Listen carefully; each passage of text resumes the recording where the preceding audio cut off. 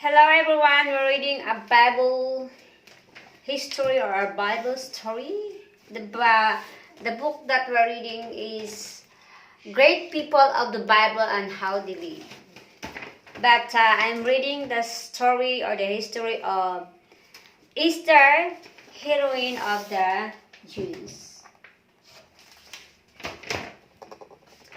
So in a tale set in the time of Persian, the empire, one of the great women of the Bible, risked her life to save her people from the persecution hostile nation. So Esther, or Hadassah in Hebrew, is the heroine of an ancient chronicle set in the splendors of the Persian Empire at its height. In the 5th century BC, this is a dramatic and rather gory tale of love, hate, and palace intrigue of a beautiful Jewish maiden who married King Ahasuerus. So Esther succeeded in averting and the avenging massacre of all Jews, so plotted by an evil grand vizier named Haman. So the story probably derived from the many tales of the persecution and deliverance in the Persian era, handed down from generation to generations. So the story of Esther tells that among hundreds of beautiful women whom Ahasuerus called in his palace, she found grace and favor in his sight more than all of the virgins. So we can see that also in the book of Esther 2:17. So the carved Persian portrait shows that same regal bearing Ahasuerus might have shown in the first beheld Jewish maiden. The tale begins with an account of sumptuous reception staged by King Ahasuerus in his winter palace, staged by King in his winter palace at Susa or Shushan. For all his princes and servants, the army chief of Persia and Media, and the police and governments of the provinces, to display the riches of royal glory and the splendor and pomp of his majesty. Ahasuerus' reign is often identified that of Xerxes, son of Darius the Great. However, at the time of Esther's story supposedly took place, he and his army were quelling revolt in distant parts of the empire, and probably so little Susa. So furthermore, there is no record that Xerxes might have had a Jewish wife. Ahasuerus had ample cause for pride in his winter capital. Of the 3 cities that served as his headquarters during a year, so Susa was perhaps the finest. Persepolis, some 300 miles southeast of Susa, was the official capital, the site of the most imposing temples and the burial place of the kings. Occupied only in the spring months, it was here that political and military leaders from entire empire. So 127 provinces stretching from India to Ethiopia in one direction. So to the Mediterranean coast in the other gathered to pay tribute to the monarch. So Ecbatana, 200 miles north in the highland of Media, was the royal refuge from the fierce summer's heat of Susa. So a glimpse of the opulence of the winter palace is provided in the scriptural narrative. So it speaks of the marble pillars and also couches of gold and silver on mosaic pavement of porphyry, marble, mother of pearl. So and precious stones and notes. So drinks were served in golden goblets. Ahasuerus no doubt reveled in the magnificence of his Apadana, or Ogin's Hall, at Susa. Kneeling bulls sculpted in the first top the tall, slender, distinctively Persian columns that supported the roof. So the walls of many colored glazed bricks were decorated with reliefs showing fanatic wings, bulls, and other mythological creatures, and Persian archers and spearmen. So material from every corner of the empire, ebony and silver from Egypt, gold from Asia Minor, ivory from Ethiopia, and semi-precious stones from east of the Caspian Sea had been used to construct the luxurious palace. Darius had brought in foreign laborers and specialized craftsmen to complete the edifice and de-embellish it with design from their native lands. So outside the royal quarter, containing the palace, the kings carefully guarded harem and treasury. Susa was bustling cosmopolitan center. Long-haired perfumed visitors and envoys from Babylonia, toga-clad Greek scientists, Jewish merchants, and Persian infantrymen in coats of mail and long trousers jostled one another on the market-lined streets. So the geographical center of what was then the largest empire ever assembled, Susa was a natural crossroad for travelers on the great highway system from Asia Minor to northern India. So the Persians traded most of the conquered kingdoms, including Judah and Israel, with a leniency exceptional in that period. Subject people were allowed to worship their own gods and live by their own customs. So countries which had not actively fought the Persians kept their own forms of government and maintained armies through under Persian officers. Ahasuerus saw a few of his multitude of subjects face to face in the interest of security and in curtain of isolated the throne room from the rest of the hall, which was some 250 feet square with beams of the famous Lebanon cedar. Only a select few, the 7 nobles who were his closest advisors, could approach the king persons without invitations. All others, even members of his family, knew that to enter unbidden for any reason was risk the death penalty. Reason was to risk the death penalty. Only if Ahasuerus extended his golden scepter toward an intruder would be spared. So such was the setting in which the drama of Esther was said to have unfolded. Next is Ahasuerus and Mordecai. So the royal reception was wound up with 7-day banquet. On the final day, when the heart of the king was merry with wine, he sent Enoch to bring his queen Vashti to him, to show the people and the princess her beauty, for she was fair to behold. Amazingly, for those times, Vashti refused to come. Her husband, drunken wish to exhibit her to the male guest must have seemed humiliating. So Ahasuerus was infuriated.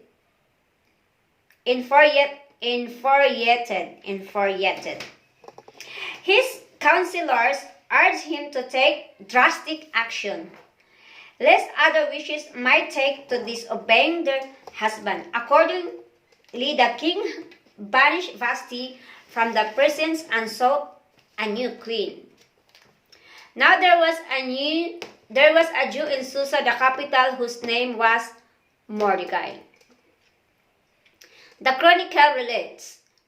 So he was one of the many Jews in the city. When Cyrus conquered the Babylonia, some 50 years earlier, he had given all the Jews their permission to return to their Palestinian homeland. But they had been well treated by the Babylonians. Many of them had prospered as merchants and craftsmen. New generation had grown up with personal memory of their father's country. The majority therefore had no desire to journey to the arid hills of Judah, now part of the 5th satrapy of Persia, called Abar Nahara, beyond the river. So with the new freedom of travel afforded under Persian rule, however, many Jews moved to other parts of the empire, including the capital, Susa.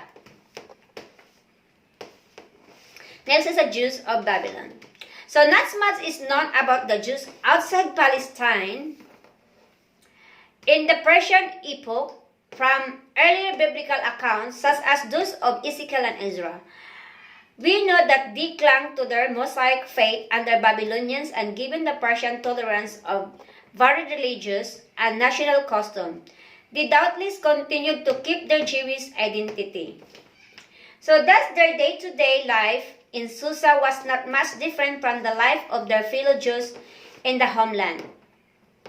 So once every 7 days, the Sabbath was kept. So perhaps in the kind of synagogues that had evolved in Babylonia. So one day each spring, their homes were redolent with odors of roast lamb and bitter herbs for the ritual Passover meal, commemorating the ancient exodus from Egypt. So young children still heard the tales of Israel past heroes. So triumphs and tribulation, little suspecting that another such treat could arise in Susa. So they were reminded how often their forebears had suffered persecution. So the scriptural record identifies Mordecai as one who had been carried away from Jerusalem. So by Nebuchadnezzar, or I always read this in my old videos, especially in Daniel, as King Nebuchadnezzar. I think the right pronunciation is Nebuchadnezzar, because when I heard the audio from the King James Bible, it sounds Nebuchadnezzar. I think that's the right pronunciation. Nebuchadnezzar, not Nebuchadnezzar. By Nebuchadnezzar. So the known dates, however, make this impossible. Presumably, he was descendant of an exiled Jerusalem family. So there is evidence that a man called Marduk, which would be Mordecai in Hebrew, so held some official post in Susa. If this was indeed of Mordecai of the Esther saga, it would be one of the few authentic facts in the legend. So Mordecai had a young cousin originally called Hadassah, but later Esther, a name based on Esther, goddess of love and war. So the maiden was beautifully and lovely, and when her father and her mother died, Mordecai adopted her as his own daughter. So she was not to remain with him for a long. So at Ahasuerus' command, beautiful virgins of the empire were summoned to the palace at Susa, for the king was seeking a new principal wife to replace Vashti. So when the king's order and his edict were proclaimed, and when many maidens were gathered in Susa, Esther also was taken into the king's palace and put in custody of Hegai, who had charge of the women. So he prudent foster father instructed her to conceal the fact that she was a Jewish. The hopeful girls were placed in the harem, where the royal wives and the concubines live. So it was Hegai's duty to give every promising maiden a regimen of beauty treatment, oils, perfume, massages, hairstyles to enhance whatever attractiveness she already possessed. So this process could less than more than a year, after which the girl was sent to the king. So in the evening she went, and in the morning she came back to the second harem in custody of Enoch, who was charged of the concubines. So she did not go in the king's again unless the king delighted in her, and she was summoned by name. Next, Esther becomes the queen.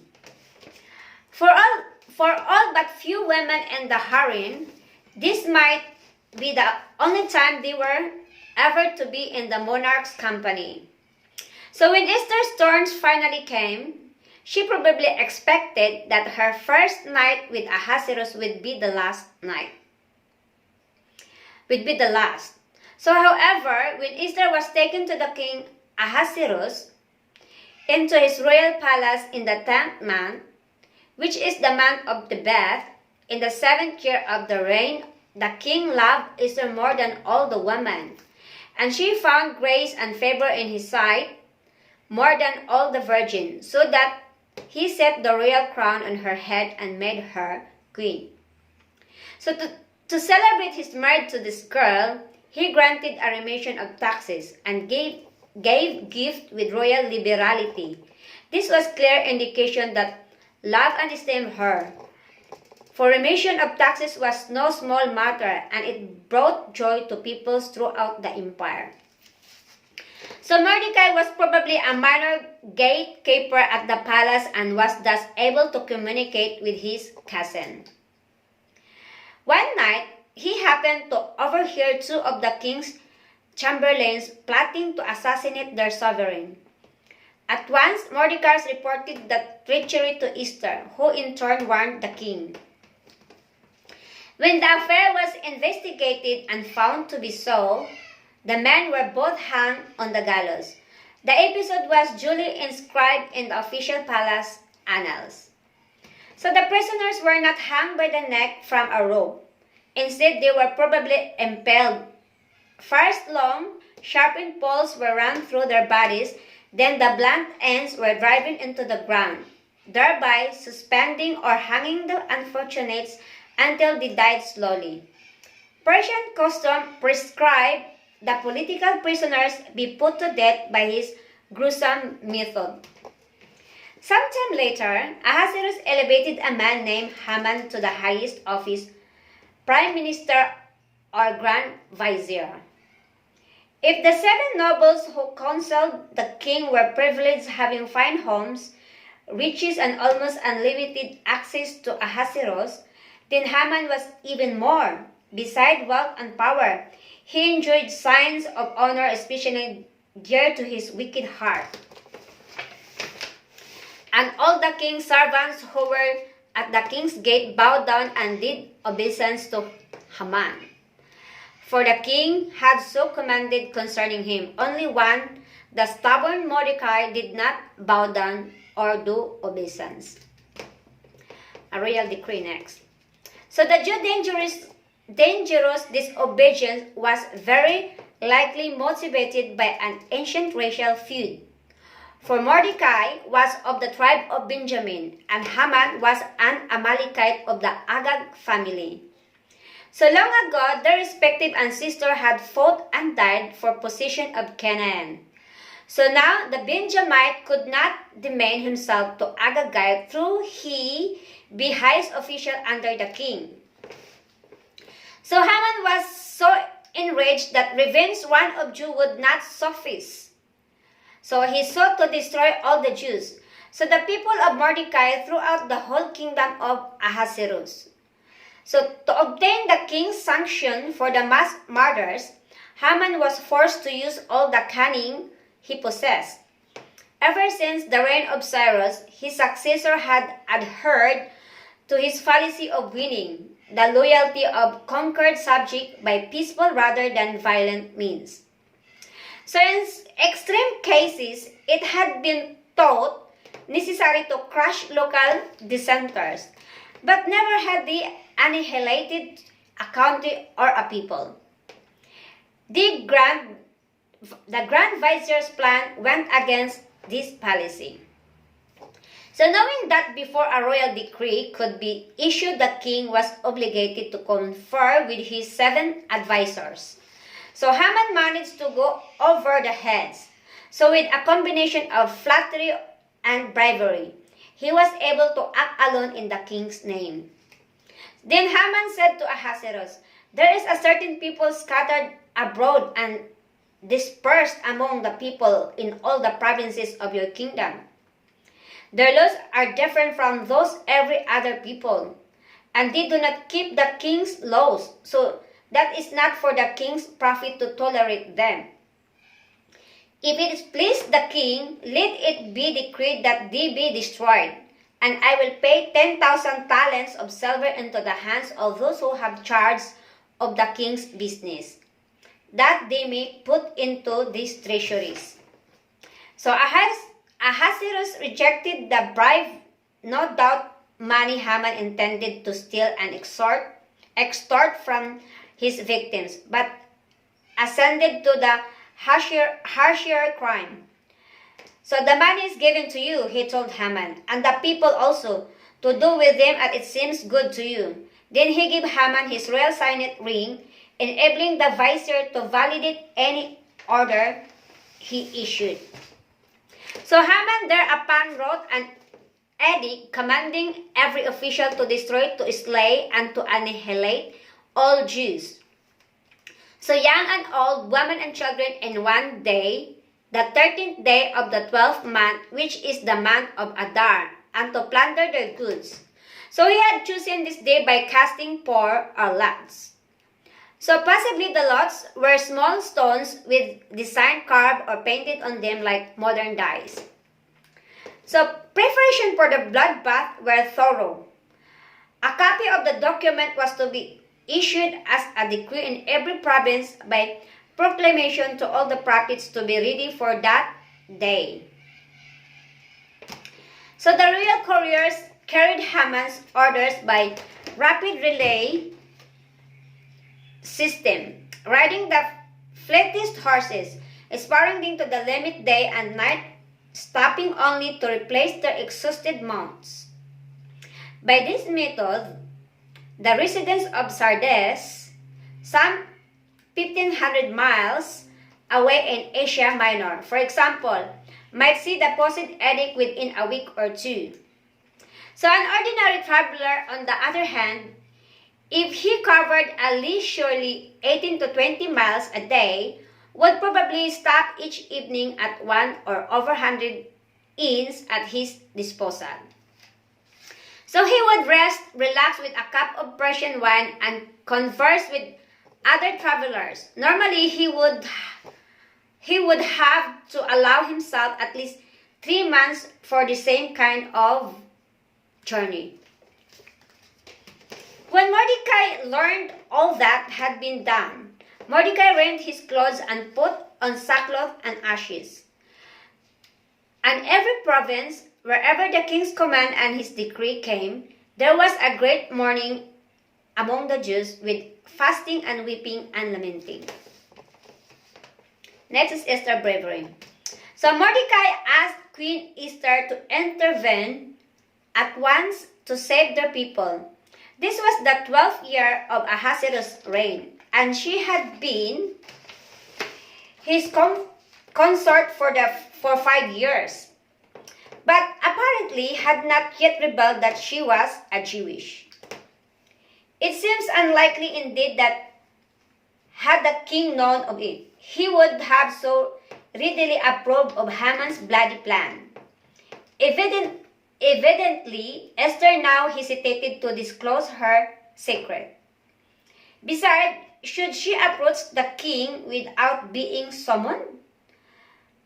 She risked the death penalty, but her foster father was persuasive. Think not, he warned, that in the king's palace you will escape any more than all the other Jews. So Esther agreed, saying to Mordecai, "Go, gather all the Jews to be found in Susa, and hold a fast on my behalf, and neither eat nor drink for 3 days, night or day. I and my maids will also fast as you do. Then I will go to the kings, though it is against the law, and if I perish, I perish." At the end of the fasting period, Esther, wearing her royal robes, made her way toward the audience hall, down a corridor which connected it with the harem. From the youth's gallery entrance, she could see dozens of men waiting to present their petitions, messages, and gifts to the king. 7 noble advisors, who then recommended an audience or discouraged the king from granting one. So an exhausted relay rider from Egypt was admitted to report a minor insurrection. There a Babylonian merchant in his turban, a long white tunic, presented 100 jars of fine quality sesame oil to the king, but did not receive an audience. Each transaction was promptly recorded in the court annals. So although she had not been called to come in the king these 30 days, Esther apparently ignored the 7 advisors and proceeded directly to the inner court behind the embroidered curtain. And when the king saw Queen Esther standing in the court, she found favor in his sight, and he held out to Esther the golden scepter. So relieved that she had gained an audience, so she begged her husband to dine in her quarters the following evening and to bring Haman along. Ahasuerus graciously consented. Thrilled by the invitation, Haman went out the day joyful and glad of heart.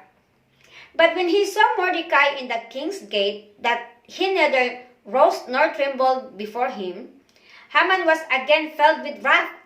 Taking counsel with his family and friends, he ordered a gallows belt on which to impale the Jewish upstart as soon as he could obtain the king's official permission. The banquet at Esther's quarters was pleasant, and her guests agreed to join her again the next day.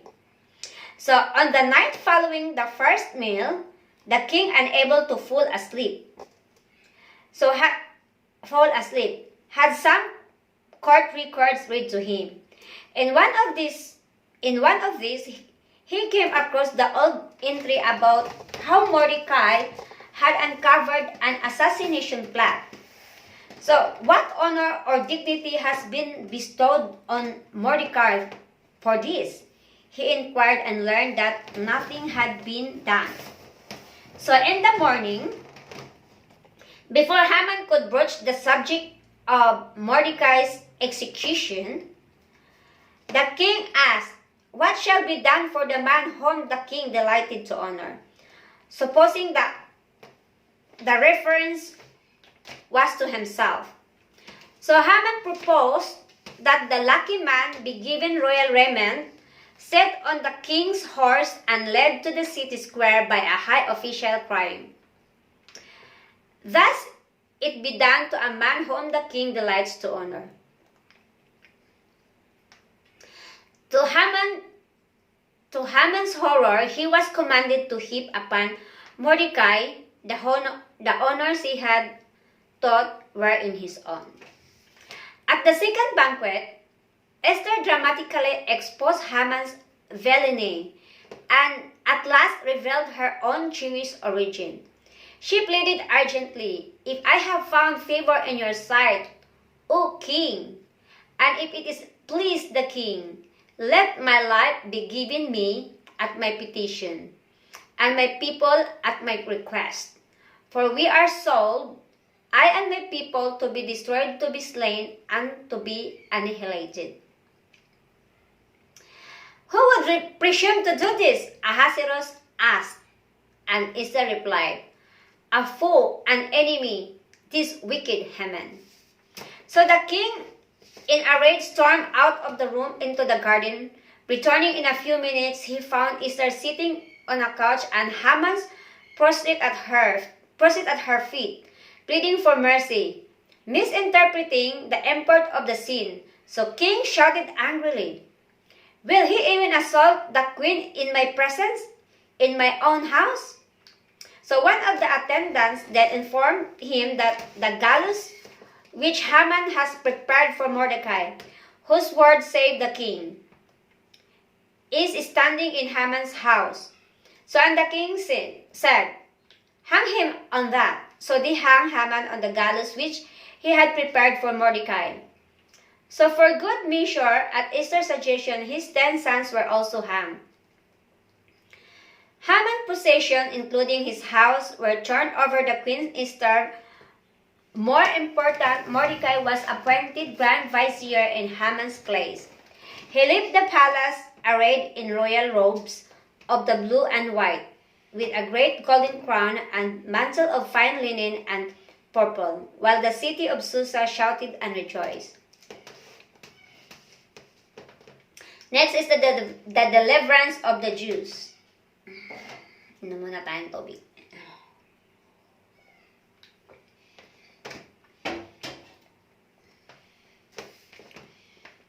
The impending massacre of the Jews, however, was not yet averted.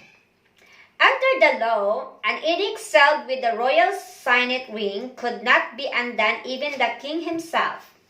So Mordecai was entrusted with the signet ring and authorized to write a counter order in the king's name. So his solution was to empower the Jews to defend themselves when attacked on the appointed day.